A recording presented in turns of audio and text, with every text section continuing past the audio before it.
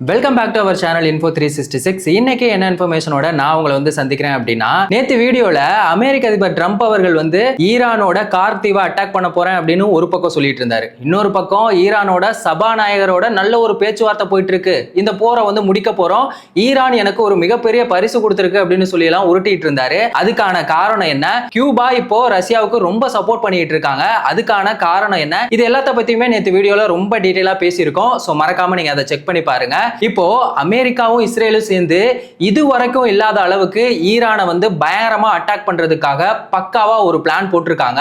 பதிலுக்கு ஈரானோட பதிலடி என்ன மாதிரி இருந்துச்சு? அமெரிக்க நிறுவனங்கள் 18 நிறுவனங்களை இன்னைக்கு அடிச்சு காலி பண்ண போறதா ஈரான் வார்னிங் கொடுத்திருக்காங்க. அதுக்கான காரணம் என்ன? 4 வருஷமா இல்லாத அளவுக்கு அமெரிக்காவில் இன்னைக்கு பெட்ரோலோட விலை அதிகமா இருக்கு. இதுக்கப்புறமா அமெரிக்க அதிபர் ட்ரம்ப் அவர்கள் எங்களுக்கு அதிபராகவே வேணாம் அப்படின்னு சொல்லிட்டு அமெரிக்க மக்கள் ரொம்ப கோவத்தில் இருக்காங்க. இது எல்லாத்த பத்தியும் தான் இந்த வீடியோல ரொம்ப டீடைலா பேச போறோம். சோ வீடியோவை ஸ்கிப் பண்ணாம ஃபுல்லா பாருங்க. எல்லாருக்குமே தெரியும், அமெரிக்காவும் இஸ்ரேலும் சேர்ந்து ஈரானை தாக்கிட்டு இருக்காங்க. பதிலுக்கு ஈரானும் அவங்களால முடிஞ்ச அளவுக்கு பதிலடி கொடுத்துக்கிட்டே இருக்காங்கல்ல. இப்போ அமெரிக்காவும் இஸ்ரேலும் சேர்ந்து தரையில நிறைய தாக்குதல் நடத்தியாச்சு. இதுக்கப்புறமா தரைக்கு அடியில ஈரானை பயங்கரமா அடிக்கணும் அப்படின்னு முடிவு பண்ணி என்ன பண்ணியிருக்காங்கன்னா, சாதாரண குண்டு கிடையாது, பங்க் பஸ்டர் அப்படின்னு சொல்லக்கூடிய ஒரு வெடிகுண்டு தாக்குதல் நடத்தியிருக்காங்க. இந்த பங்க் பஸ்டருக்கும் சாதாரண வெடிகுண்டுக்கும் என்ன டிஃபரெண்ட் அப்படிங்கிறத தெரிஞ்சுக்கலாம். இப்போ சாதாரணமா ஒரு வெடிகுண்டு இருக்கு, அதை தரைக்கு மேல இருந்து ஒரு பில்டிங் மேல போட்டோம்னா என்ன ஆகும்? அந்த பில்டிங் பிளாஸ்ட் ஆகும், அவ்வளவுதான். ஆனா இந்த பங்க் பஸ்டர் அப்படின்னு சொல்லக்கூடிய பாம் தரைக்கு அடியில 50ல இருந்து 100 அடி போனதுக்கு அப்புறம் தான் இது வெடிக்கவே ஆரம்பிக்கும். இந்த குண்டோட வெயிட் 90 கிலோ அப்படின்னு சொல்றாங்க. இத இப்போ ஈரானோட தரைக்கு அடியில வெடிக்க வச்சிருக்காங்க. அதுக்கான காரணம் என்ன அப்படிங்கறத தெரிஞ்சுக்கலாம். ஈரானோட அணு ஆயுத கிடங்குகள் எல்லாமே அவங்க தரைக்கு மேல வச்சிருக்க மாட்டாங்க. அதுக்கப்புறமா இந்த அணுசக்தி நிலையங்கள்லாம் இருக்குல்ல, அது எல்லாத்தையுமே தரைக்கு அடியில ஒரு சுரங்கம் மாதிரி தோண்டி வச்சு அங்கதான் மறைச்சு வச்சிருப்பாங்க. ஸோ அதை அட்டாக் பண்ணணும் அப்படிங்கிறதுக்காக தான் அமெரிக்காவும் இஸ்ரேலும் சேர்ந்து அந்த பங்க் பஸ்டர் பாமை யூஸ் பண்ணியிருக்காங்க. இது ஈரானுக்கு ஒரு மிகப்பெரிய பாதிப்பாக தான் இருந்திருக்கு. இத்தோட அமெரிக்காவும் இஸ்ரேலும் விட்டாங்களா அப்படின்னா இல்லை. ஈரானோட முக்கியமான ஒரு கேன்சர் ட்ரக் நிறுவனத்தையுமே அடிச்சு காலி பண்ணியிருக்காங்க. ஏற்கனவே ட்ரம்ப் என்ன பண்ணிட்டாரு, ஈரானு மேல பொருளாதார தடை போட்டிருக்காரு. அதனால வெளிநாட்டில இருந்து ஈரானுக்கு எந்த ஒரு மருந்துகளுமே சப்ளை பண்ண மாட்டாங்க. சரி, அங்க இருக்க மக்களுக்காவது ஒரு கேன்சர் ட்ரக் நிறுவனத்தை அவங்க தொடர்ந்து நடத்திட்டு இருக்காங்க. இப்போ அதையுமே அட்டாக் பண்ணிட்டாங்க. இதனால கேன்சர் பேஷண்ட் எல்லாருமே ரொம்பவே பாதிக்கப்படுவாங்க. மருந்து இல்லாம அவங்க ரொம்ப கஷ்டப்படுவாங்க. அவங்களோட உயிருக்கே இப்போ கேள்விக்குறியா தான் இருக்கு. அதுக்கப்புறமா ஈரானோட கடல் நீரை குடிநீராக்குற ஒரு நிறுவனத்தையுமே அட்டாக் பண்ணியிருக்காங்க. ஆக்சுவலி யோசிச்சு பாருங்க, நம்ம சாப்பாடு இல்லாம கூட இருந்துடலாம், ஆனா தண்ணி இல்லாம நம்மளால வாழவே முடியாது. அப்படிப்பட்ட ஒரு நிலைமையில தான் இப்போ ஈரான் இருக்காங்க. ஒரு சுத்தமான தண்ணியை குடிக்கல, ஒரு அசுத்தமான தண்ணியை குடிக்கிறோம் அப்படின்னா நம்மளோட உடம்புக்கு எவ்வளவு பாதிப்பு வரும்? காலரா போன்ற டிசீஸ் எல்லாம் நிறைய வரும்ல. அந்த ஒரு சுச்சுவேஷன்ல தான் இப்போ ஈரான் இருக்காங்க. இப்படி ஒரு சுச்சுவேஷன்ல ஈரான் பேசாம இருப்பாங்களா? இப்போ உங்களை ஒருத்தன் தொடர்ந்து அடிச்சுட்டே இருக்கான், நீங்க வேடிக்கை பார்ப்பீங்களா இல்ல திருப்பி அடிப்பீங்களா? திருப்பி தானே அடிப்பீங்க. அதை தான் ஈரான் பண்ணிருக்காங்க. ஈரான் இப்போ என்ன பண்ணிருக்காங்கன்னா, கத்தாரோட ஒரு எண்ணெய் கப்பலை அட்டாக் பண்ணிருக்காங்க. குவைத்துல ஒரு பெட்ரோல் ஃபியூயல் பங்கை அட்டாக் பண்ணிருக்காங்க. இத்தோட நிப்பாட்டிடக்கூடாது அப்படின்னு சொல்லிட்டு அமெரிக்காவோட நிறுவனம் 18 நிறுவனத்துக்கு இப்போ வார்னிங் கொடுத்திருக்காங்க. இன்னைக்கு நைட்டு ஈரானோட நேரப்படி 8 மணிக்கு இந்த தாக்குதலை நடத்துறோம் அப்படின்னு சொல்லி சவால் விட்டுருக்காங்க.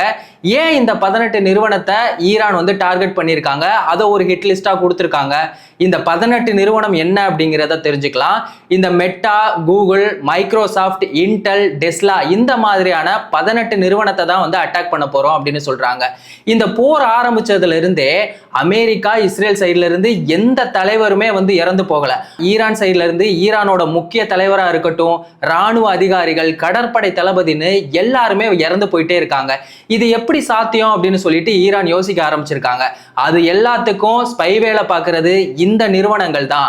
ஸோ இதை நாங்க அடிச்சு காலி பண்ணுவோம் அப்படின்னு சொல்லிட்டு தான் ஈரான் இப்போ இந்த வார்னிங்கை கொடுத்துருக்காங்க.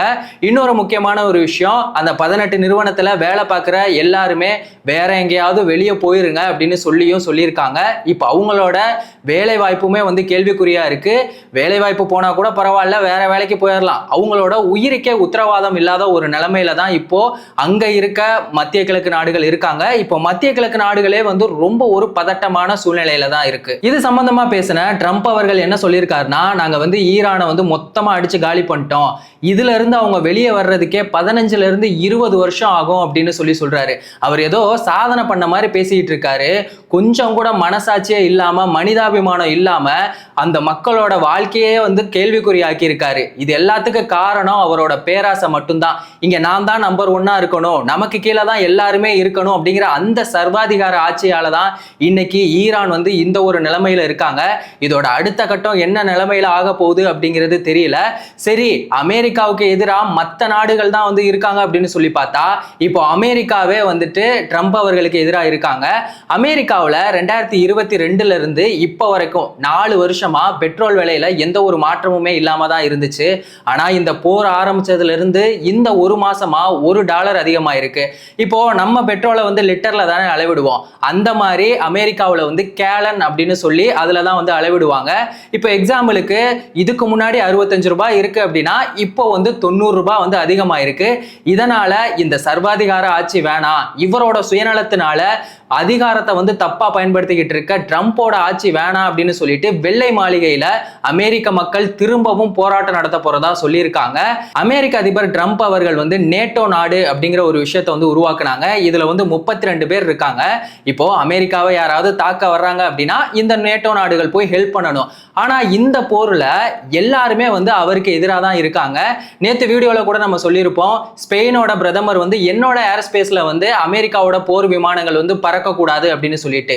இப்போ அதை தொடர்ந்து இத்தாலியோட பிரதமரும் என்ன சொல்லியிருக்காங்கன்னா, அமெரிக்காவோட விமானங்களை வந்து இங்க நீங்க லேண்ட் பண்ணாதீங்க அப்படின்னு சொல்லி அவங்களுமே இப்ப அமெரிக்க அதிபர் ட்ரம்ப் அவர்களுக்கு எதிராக செயல்பட ஆரம்பிச்சுட்டாங்க. இது எல்லாத்துக்கும் பதிலடியா ட்ரம்ப் இப்ப என்ன சொல்றாருன்னா, எனக்கு சப்போர்ட் பண்ணீங்கன்னா நான் உங்களுக்கு சப்போர்ட் பண்ணுவேன், நீ எனக்கு சப்போர்ட் பண்ணலனா உனக்கும் இந்த மாதிரி ஒரு நிலைமை வரும்ல, அப்போ நான் யாருக்குமே ஹெல்ப் பண்ண மாட்டேன் அப்படின்னு வந்து சொல்லிட்டு இருக்காரு. அமெரிக்க அதிபர் ட்ரம்போட நோக்கம் என்னவா இருக்குன்னா, ஈரானை வந்து அடிச்சு காலி பண்ணணும், ஈரான் அப்படிங்கிற ஒரு நாடே இருக்கக்கூடாது அப்படிங்கிறதெல்லாம் என் எண்ணம் இல்ல, என்னோட நோக்கம் நீ அணு ஆயுதம் தயாரிக்க கூடாது அப்படிங்கிறது தான். ஆனா இஸ்ரேலோட பிரதமர் நெதன்யாகு என்ன சொல்றாரு, ஈரான்கிற ஒரு நாடே இருக்கக்கூடாது அப்படின்னு சொல்லிட்டு அவர் ஒரு பக்கம். இந்த மாதிரியான 2 மைண்ட் செட் கொண்ட 2 பேரால இன்னைக்கு ஈரான்ல பயங்கரமான ஒரு போர் நடந்துகிட்டு இருக்கு. இதுக்கு நடுவுல அப்பாவி மக்கள் வந்து பாதிக்கப்பட்டுகிட்டு இருக்காங்க. அவங்களோட வாழ்க்கையே வந்து ஒரு கேள்விக்குறியான ஒரு நிலைமையில தான் இருக்கு. ஃபைனலா ஒரு விஷயம், ஈரான்ல அடுத்த ஒரு ஆட்சி அமையணும் அப்படின்னு சொல்லிட்டு அமெரிக்க அதிபர் ட்ரம்ப் அவர்கள் சொல்லல அப்படின்னாலும் இப்ப அமெரிக்காவுல ட்ரம்ப் அவர்கள் திரும்பவும் ஆட்சிக்கு வருவாரா அப்படிங்கிறதே வந்து கேள்விக்குறியா தான் இருக்கு. அந்த அளவுக்கு உலக நாடுகள் மட்டும் இல்ல, அமெரிக்கா நாடுமே இப்போ அவருக்கு எதிராக தான் இருக்கு. ஸோ அமெரிக்க அதிபர் ட்ரம்ப் அவர்களை பத்தி நீங்க என்ன நினைக்கிறீங்க? அமெரிக்காவும் இஸ்ரேலும் சேர்ந்து ஈரானை தாக்குதல் நடத்துறத பத்தியும், பதிலுக்கு ஈரான் 18 நிறுவனத்தை வந்து அடிச்சு காலி பண்ண போறேன் அப்படின்னு வந்து சொல்லியிருக்காங்க. ஸோ இதை பத்தி உங்க கருத்து என்ன அப்படிங்கிறத மறக்காம கமெண்ட் செக்ஷன்ல சொல்லுங்க. எந்த ஒரு இன்ஃபர்மேஷனா இருந்தாலும் அதை 10 நிமிஷத்துல தெரிஞ்சுக்கணும் அப்படின்னா நம்ம சேனலை மறக்காம சப்ஸ்கிரைப் பண்ணுங்க, உங்க ஃப்ரெண்ட்ஸுக்கும் ஷேர் பண்ணி சப்போர்ட் பண்ணுங்க. வேறொரு வீடியோல வேறொரு இன்ஃபர்மேஷன்ல திரும்பவும் சந்திக்கலாம்.